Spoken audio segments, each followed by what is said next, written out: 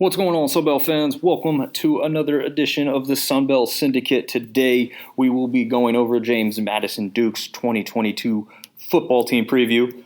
So let's jump right in. The last three seasons, and obviously James Madison is a little different than everyone else in the conference at this point. They were playing in the FCS before this season.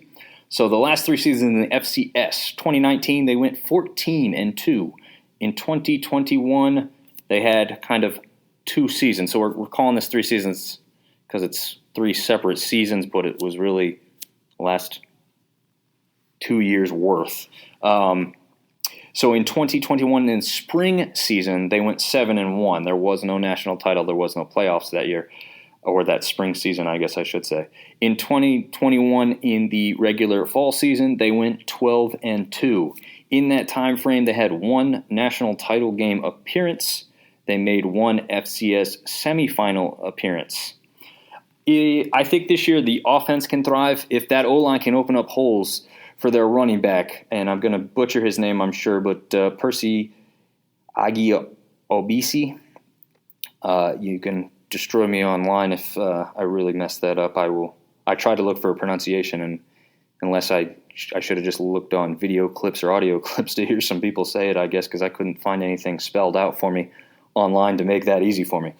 But I think he's a great running back. So as long as they can get him some space, I think he's going to make plays. There's no doubt about that, even stepping up a level from FCS. From clips I've seen of this kid, he's a fantastic player. So I don't have any concerns for their running game there, at least as their starter is concerned. I think their offense would struggle, though, if they can't find the wide receivers they can count on. And what I mean by that is that they lost some guys last year, sure, but also you've got some guys that maybe not as experienced, especially at this next level. I think down in the FCS level, your typical defense isn't quite as strong or as big as some of the cornerbacks and secondary guys they're going to see in this league specifically, and obviously in the FBS overall, especially when you get those 1A powers. Now, James Madison hasn't had a whole lot of struggles with that because they've competed with some P5 teams pretty closely. But this is a week in and week out difference here that we're talking about. This isn't a one-off game. So it'll be interesting to see if they can find that consistency in their wide receivers. And if they can't, then I do think that's one of the spots they struggle in. I think the defense can thrive as long as that D-line can cause some havoc. They got some big guys up there that should be able to handle it. But if they can't, then they're going to have to work on that. I think, though, that they should be okay on that front and be able to have some success with the size and speed and strength of those guys that they do already have there on their roster. I think the defense would struggle if the opposing offenses get behind that initial line. That's where you have to test this defense, especially with some inexperience at the FBS week in, week out level. Again, James Madison isn't afraid or scared of anybody based off of their playoff experience and some of the bigger talented teams they've also gone against in the past several years. But to see these types of teams every single week of the season is a little bit different. We've seen that with App State and Georgia Southern. They both came in and had some decent success early, and then, at least as Georgia Southern is concerned, had a little bit of a fall off there where it finally kind of caught up to him. But the transfer portal could change those things, and may be interesting to see how this team, who's still, had some really good results here recently, can transition to the FBS. Special teams, mostly it's an unknown here. They've been great the past few years, but they did lose their kicker and punter. So it will really fall on the return game to be extra powerful until they make sure that they've got the kicker and punter in place that they need to help in any little aspect they can. Again, if they have some struggles on offense, if they have some struggles on defense, if special teams can be a strength, that would really bode well for them in their first full season in the FBS. So let's jump into the schedule as it breaks down. They host Middle Tennessee September 3rd. I think they'll be up ready for that one. I don't see Middle Tennessee as a especially strong team, and so I have them winning their home opener. Then they follow that up with hosting Norfolk State, and even if they were an FCS team at this point in time, I still think they walk out of that Norfolk State with the easy victory. So then they have a bye, and then they travel on the road to Appalachian State, and here you go. Welcome to the FBS. Welcome to the Sun Belt Conference. I don't see them beating Appalachian State. It may be a surprisingly close game if they can catch them at the right spot, but other than that, I still think App State walks away with the victory in that one.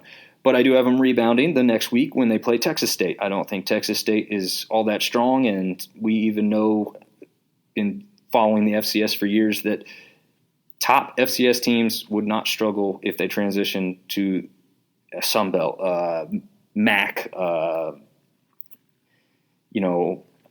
any of those, Conference USA, any of those conferences, they would do well. The top teams in the FCS team would do well, and I think that would be what helps them there against Texas State. I think they're still a better team than Texas State overall, even right now. And then I have them following that up with a trip to Arkansas State. Again, much like Texas State, I think Arkansas State's just not there yet. I think the Dukes have a more consistent and powerful program at this point in time, so I have them winning that one. Then they follow that up with another trip on the road all the way down to Georgia Southern. These two teams have met in the past in the FCS, but haven't met in the FBS, obviously. This will be the first one. I think, a 2-game road stretch after a tough opening of the season as far as playing App State earlier might just be finally what catches up. I just have Georgia Southern winning this one. Maybe a little bit of a surprise based on what we know Georgia Southern's got to do going into this season, but that's what I've got down here. Then they host Marshall for homecoming. I think it's a short trip for Marshall. It's not all that far, and I think Marshall's a little bit better at this point in time. This one could be a really close game, a really good game, actually. It's a great game to pick for your homecoming if you're JMU. So I would definitely go out and see that one if you're close by on October 22nd.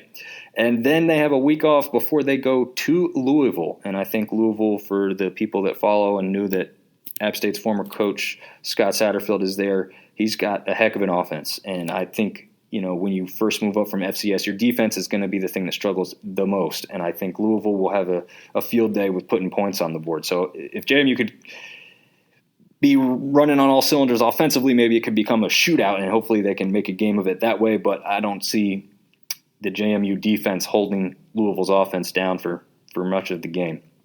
And then they have a game at Old Dominion, a little bit of a talking point, trash talking thing, get the whole state of Virginia involved here.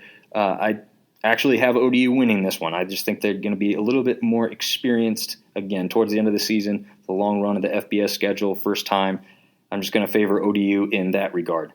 Then I have them losing again the following week when Georgia State comes to town. I think Georgia State's really on the up and up. If you've listened to that preview, I think they're going to do very well this season. So I have Georgia State taking that one, and then finishing at home again, but another L for them as they host Coastal Carolina to end the year. I think Coastal is quite a bit of a better team at this point in time and will take that one on the road.